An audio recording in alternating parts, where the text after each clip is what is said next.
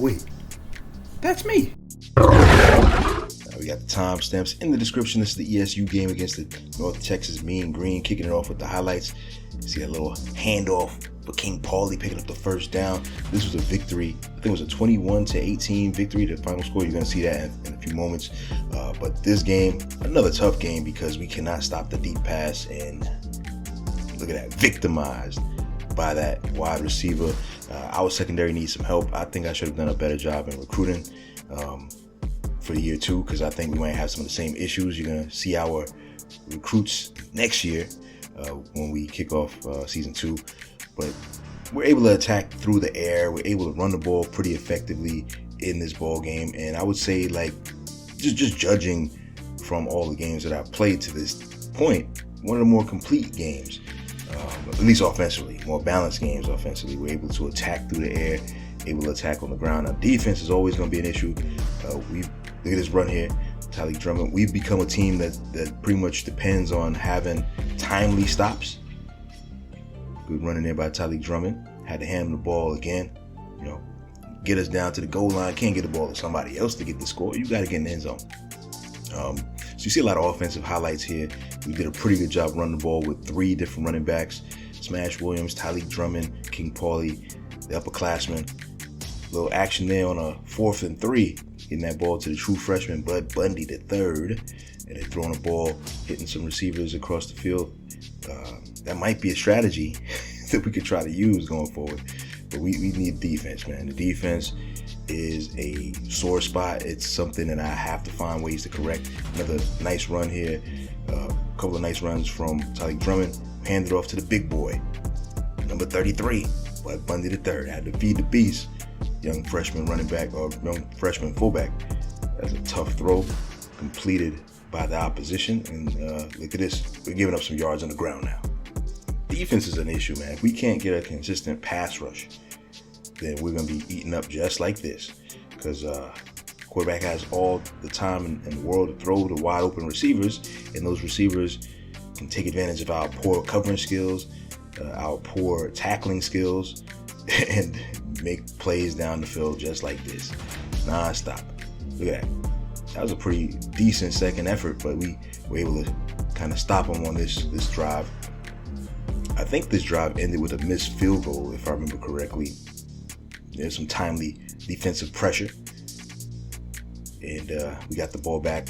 I think they actually kicked the field goal on that drive. There was a missed field goal. Dangerous play there by Tyler Austin. Could easily fumbled. You're seeing some of the drive here from the North Texas Mean Green. I think this might have been the drive where they didn't come away with any points late, even though they were moving the ball down the field. And we got lucky because a field goal could have really changed the trajectory of this ball game, considering that they lost by 3. But you're going to see this drive is a really nice drive by them, moving the ball effectively against a paper defense that couldn't draw any kind of real pressure on the quarterback aside from timely stops. Did a solid job of stopping them on the ground. King Paulie, look at that. That was a nice run there. Could have broken it to the house if I had done a little bit better in terms of controlling them, because that was a nice little toss play. Now we're moving the ball down the field. Look at this, Smash Williams.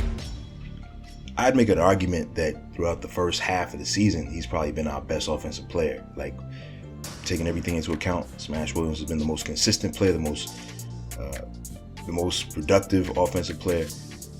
Maybe not the most explosive, but very, very productive. And King Paulie, he has like a slow start, but he's starting to come alive around this point too. Nice little throw right there, hitting the tight end. I love that throw. I love that throw. But now here's a good drive here for the North Texas squad. They're moving the ball down the field. No issues with them. Pitch and catch all the way down the field. Pitch and catch all the way down the field. Looking at this on playback is just embarrassing. Looking at how open these guys are. And we're up 21-10. This drive, I think, is the drive where they ended up scoring and getting the 2-point. And there's another open receiver on a little screen pass. I was just trying to drop everybody back and hope for the best, and that's a touchdown. If I had kept, that's 2 defenders right there in the vicinity. If I kept that third guy across the middle of the field, maybe I have a chance at a pass breakup. Another screen. Easy money, 2-point conversion. Now they got to get the 2-point conversion. They didn't get the 2-point conversion. We win the game 21-18. Now we move on to this week. Now, before we move ahead into this week's game against Fillmore State, let's go down memory lane and look at last year's game, College Football 25, the Clay Brown Sr. Dynasty Mode Series, and one of the characters from there that inspired an Easter egg of sorts for this year's series. And so last year I didn't make any team builder teams. I personally downloaded a bunch of HBCU schools, including Grambling State and Jackson State. Ended up using Grambling State as the primary team for my Clay Brown Sr. Dynasty Mode Series. Their chief rival is Jackson State. So I put them in the same conference, the Sun Belt Conference, and they faced off head to head every year. So with Team Builder, of course, you can create the team yourself. You can edit names and all that, but for the most part, people ain't doing that. So I ended up downloading teams with the same names. So that led me to go back and edit all the teams over again. And I came up with the name of Jack Frost for the starting quarterback for Jackson State. And that dude ended up becoming a beast in our conference and a beast overall in college football. Showing some highlights from the very first matchup, the very first game in the series, the destruction at Jackson State. He was looking like the second coming of Lamar mixed with whoever you want to name and just killing us. While it was fun playing against all the other teams in the old series, it was something special every time I faced baby Lamar, or I guess the Giants version of Lamar, because he was like 6'5", 235. So he was a tank.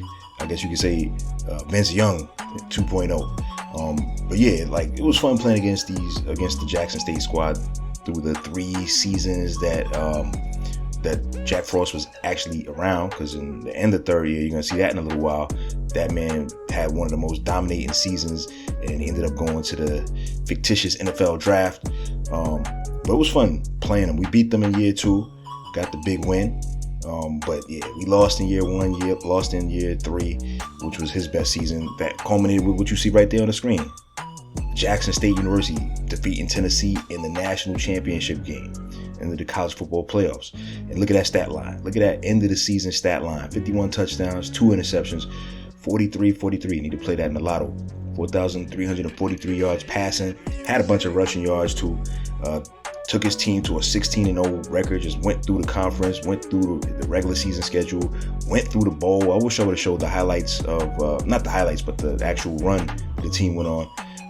Jack Frost Player of the Year, but they beat some good teams on the way to that national championship too. So it's crazy for me to have that much of an interest in the other team's player, but I had to follow him up at the end of year 3, because I was like, yeah, this dude is definitely going to leave for the draft. And so we go from the old Jack Frost in College Football 25 to the new Jack Frost in College Football 26.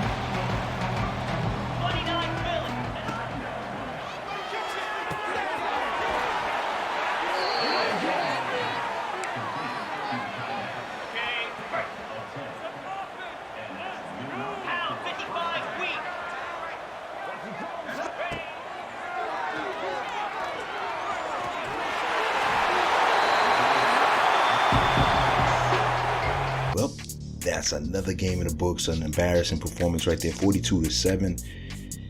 And Jack Frost didn't really kill us the way that I thought he might. He didn't have to do a whole lot because that defense and running game were like on point.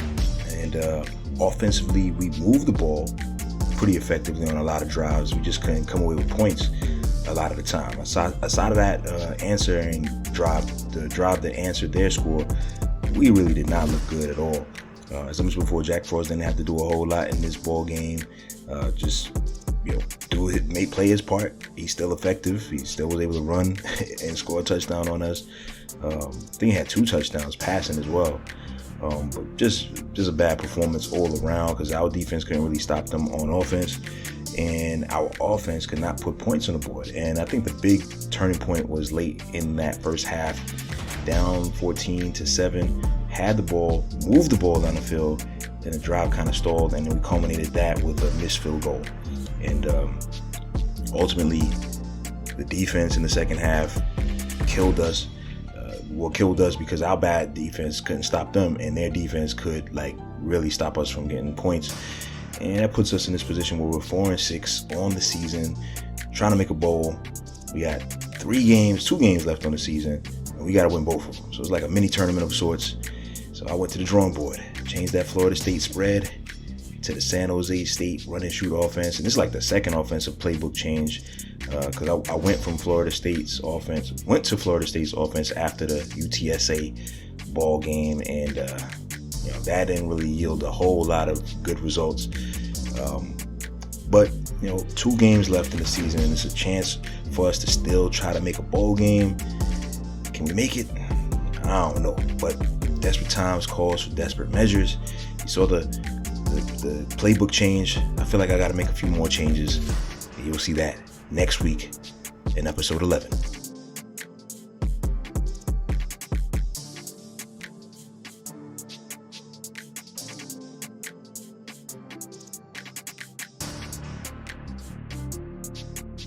Wait, that's me.